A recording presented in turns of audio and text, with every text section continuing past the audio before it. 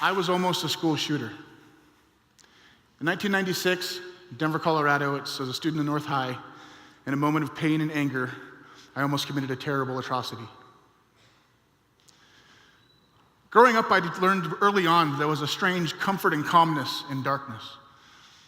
I was always the new kid. My family was very violent and aggressive, drug-addicted parents. We were moving from place to place a lot, went to 30 or 40 different schools, always seemed to be going to a new school every other week. You woke up at 4 o'clock in the morning by some cops to run across the country to get away from them and then end up at a school I'd only be at for a couple weeks and then have to do it all again a couple days later. Was the perpetual new kid. And since I also had such an unstable household, wasn't helped by the fact that I smelled really bad because I never had a shower or didn't really have any clean clothes, so I never really had any, all my clothes were dirty and torn. I had a weight problem. I was smart. I liked comic books at a time when kids didn't really like people who liked comic books that much. So every time I went to a new school, I was in a whole new set of bullies. They'd do things like walk up to me and shoot me with a harpoon like I was a whale, or dunk food on my head because they said I was too fat. But the bullying wasn't just at home, or wasn't just at school. It happened at home a lot too. I was told I was worthless by just about everybody in my life. And when you're told you're worthless enough, you will believe it. Then you're going to do everything you can to make everybody else agree with it too. And so I did. I wrapped that darkness around me like a blanket and used it as a shield. It would keep the few that would agree with me close, but it kept everybody else away.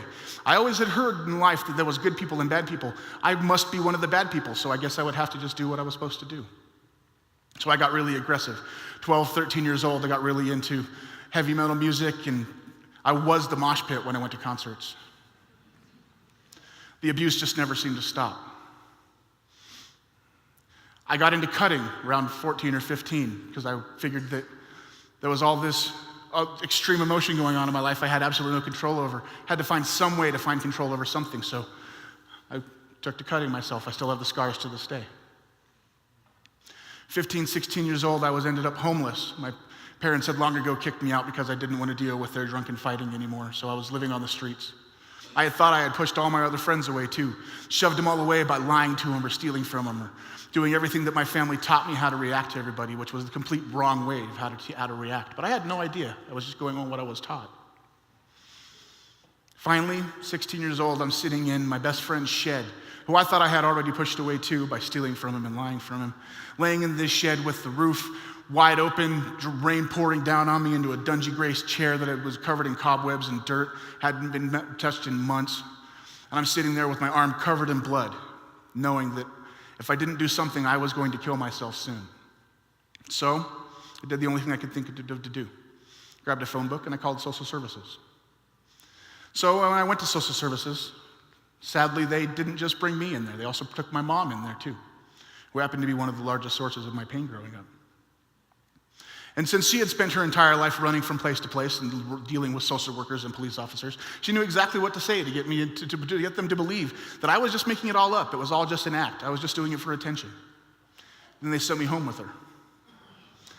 And as they sent me home with her, she turned to me and she said, "Next time you should do a better job and I'll buy you the razor blades."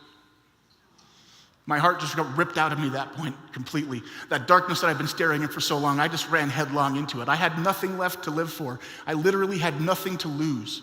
And when you have nothing to lose, you can do anything. And that is a terrifying thought.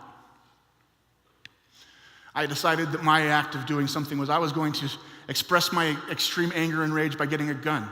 I was going to attack either my school or a mall food court. Really didn't matter to me which one. It wasn't about the people. It was about the largest amount of damage in the shortest amount of time with the least amount of security. Both those places were ripe targets.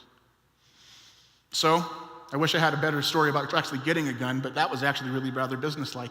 There was some gangbanger kids near my school. It was back in the mid-90s when gangs were still a rather major problem in North Denver schools. And this kid had seen me, he knew me from my family, and he'd sold drugs to them before, and he knew that I wasn't really in school, I was just always at school, so he knew I wasn't a narc or anything like that, but didn't know him anything more than a first name, but that didn't really take anything more than that. I knew that they had access to guns, they talked about it all the time. So I went up to him and said, "Hey, can you get me a gun?" "Sure, get me an ounce." "All right, give me 3 days." That was it. I was waiting to get myself a gun so I could kill a lot of people. But thankfully, I wasn't alone in that darkness. That best friend who had saved me, I was sleeping in his shed, he saw this place that I was in. Even though I had stolen from him and lied to him and taken his belongings and ruined it all, he didn't care. He still brought me in and showed me acts of kindness. Just simple acts. It wasn't the kind of overbearing kindness where they come to you and they say, is there anything I can do to you? Is there a program I can get you in? Is there something I can do to make you better? How can I help you? It was literally just sitting down next to me. Hey, would you like a meal? Let's watch a movie. Treat me like it was a Tuesday.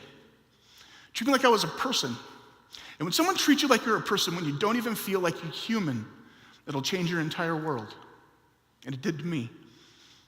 He stopped me with his acts of kindness from committing that atrocity that day. If you see someone who's in that spot that needs that love, give it to them. Love the ones you feel deserve it the least because they need it the most. It'll help you just like as much as it helps them. We're in a really big, dangerous spot right now with this trend of arming the teachers and looking out for the kids who might be the threat in schools and maybe turning them into the FBI. What's that going to do to a kid who's in the position that I was in 25 years ago, who's alone and depressed and abused and is just sitting there hurting, and someone thinks that they're a threat? So he gets turned into the FBI, and 1 month of pain turns into a lifetime of legal trouble because one person thought he was going to be a problem. Instead of looking at that kid like he's a threat, look at him like he might be a friend.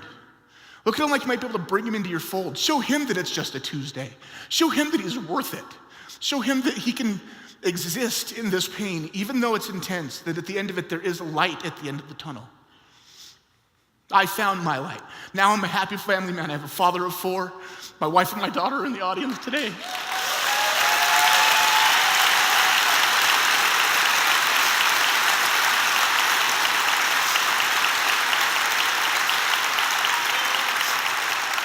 And even bigger than that, the friend who saved my life, he's in the audience today too. Because friendship doesn't have to really die.